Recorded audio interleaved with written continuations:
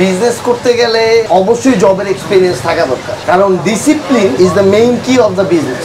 With every growth there will be a pain, there will be a suffering. Business করতে গেলে এই টাইপেরই mentality হওয়া উচিত যে আসলে যে কোনো ভালো জিনিসের ক্ষেত্রেই বাধা আসবে এবং প্রবলেম আসবে, this is the sign to success. প্রত্যেকটা গ্রোথই আসলে আমি মনে করবো একটু পেইনফুল এবং চ্যালেঞ্জ। এবং ব্যবসা শুরু করতে চাচ্ছেন যারা আজকে নতুন, তাদের ক্ষেত্রেও দেখবেন মাথায় এই জিনিসগুলো আসবে। দেখবেন আজ ব্যবসা শুরু করার সাথে সাথে এই প্রবলেম ওই প্রবলেম, আপনার মাইন্ডসেটটা এমন থাকতে হবে আমি হলাম প্রবলেম সলভার, আমার কাছে সবাই প্রবলেম নিয়ে আসবে, আমি সলভ করে দিব। যদি এই মেন্টালিটিতে থাকা যায়, then you will become from a service holder to businessman. যে মেন্টাল শিফটটা আসলে এরকম হওয়া লাগছে আমাদের, যখন সার্ভিস হোল্ডার টু বিজনেসম্যান মেন্টালিটিতে আমরা গেছি। এবং আপনি চিন্তা করে দেখবেন প্রত্যেকটা জবই কিন্তু কোনো না কোনো বিজনেসম্যানের আন্ডারে, আমাদের আন্ডারে আজকে অনেক সার্ভিস হোল্ডার আছে। সো অবশ্যই আমি যদি রেটিং করতে চাই, অবশ্যই বিজনেসটা হতে পারে যে আমার নিজের জন্য করা কোনো কাজ, আমি আমার নিজের স্বপ্ন বাস্তবায়নের জন্য কোনো কিছু করলাম। আর জবটা হচ্ছে আরেকজনের স্বপ্ন বাস্তবায়নের জন্য আমি কাজ করতেছি, ওইটার হেল্পের মাধ্যমে আমি আমার নিজের স্বপ্ন বাস্তবায়নটাও করতেছি। সো দুইটারই আমি বলবো যে আসলে প্রায়োরিটি কোনোটারই কম না, আসলে দুইটাই মানে সেম প্রায়োরিটি। কিন্তু শান্তি যদি বলেন, স্যাটিসফ্যাকশন লেভেল কোনটার উন্নতি হলে সবচেয়ে বেশি শান্তি লাগে, অবশ্যই আমি বলবো সেক্ষেত্রে নিজের বিজনেসের উন্নতি হলে অবশ্যই ভালো লাগাটা অনেক বেশি জবের চেয়ে। আমরা অলরেডি 4 মাসে আইস ক্লাব খুব ইস্টাবলিশ, আমরা সবাই মোটামুটি 30-40 হাজার টাকা করে পাইতেছি রেগুলার, খুব খুশি। আমি অ্যাজ এ সফটওয়্যার ইঞ্জিনিয়ার হিসাবে জব করতাম, এখনও করতেছি।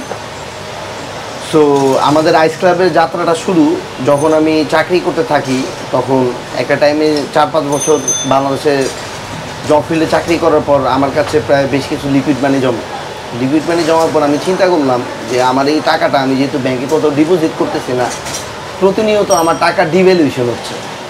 আজকের 1 লাখ টাকা আগামী 1 বছর পরে 1 লাখ টাকা আর 1 লাখ টাকা থাকতেছে না। সো আমি চিন্তা করলাম কোথাও ইনভেস্ট করি।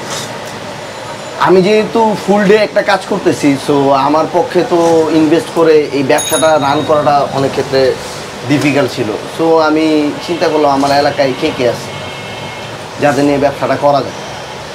তখন আমার সাথে পরিচয় অপু ভাই, উনি হচ্ছে সিএনজির বিজনেস করতো, ওনার আবার সারাদিন সময় ছিল। ওই টাইমে আমার অফিস ছিল বসুন্ধরা, প্রতিদিন আমাকে এখান থেকে বসুন্ধরা বাইকে যাওয়া আসা করা লাগতো।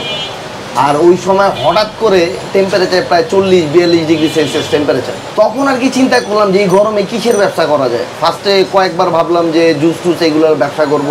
পরে চিন্তা করলাম এলাকায় তো অনেকগুলো জুস বার এবং আমাদের আশেপাশে ওয়ারি, সো এইখানে জুসের বিজনেসটা অনেক কম্পিটিটিভ বিজনেস হতে যাচ্ছে। আমাদের এলাকায় আইসক্রিমগুলোতে যে আইসক্রিমগুলো থাকে, ইভেন তো ইগলো বলেন সেবওয়ে বলেন, ওদের এক একটা কোন প্রায় 2 মাস আগে বানানো।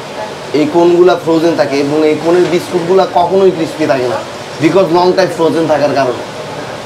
সো আমি চিন্তা করলাম এই গরমে আইসক্রিম হইতে পারে মানুষের জন্য একটা পারফেক্ট সলিউশন। যেহেতু আমরা রান টাইমে আইসক্রিমটা বানাই দিচ্ছি, আমাদের আইসক্রিমের যেই কোনটা এটা সবসময় ক্রিস্পি থাকে এবং রেগুলার আইসক্রিমের চেয়েও রেগুলার আইসক্রিমে এয়ার পাফ করা হয় খুব বেশি, এই কারণে এই আইসক্রিমগুলো ঠিক থাকে না। আর আমাদের এই সফটিগুলো হচ্ছে ঠিক। সো ওই সময় ভাইকে আমি বললাম যে ভাই চলেন, আমি একটা আইডিয়া পাইছি, এরকম টাকা লাগবে প্রায় 4-5 লাখ টাকার মতো, আমরা একটা এরকম সফটওয়্যার আইসক্রিমের করবো। দেন হচ্ছে আমাদের প্ল্যান হলো যে ওকে আমরা তাইলে সফটওয়্যার মেশিন নিয়ে নামবো, এই গরমে আমরা বিজনেসটা করবো।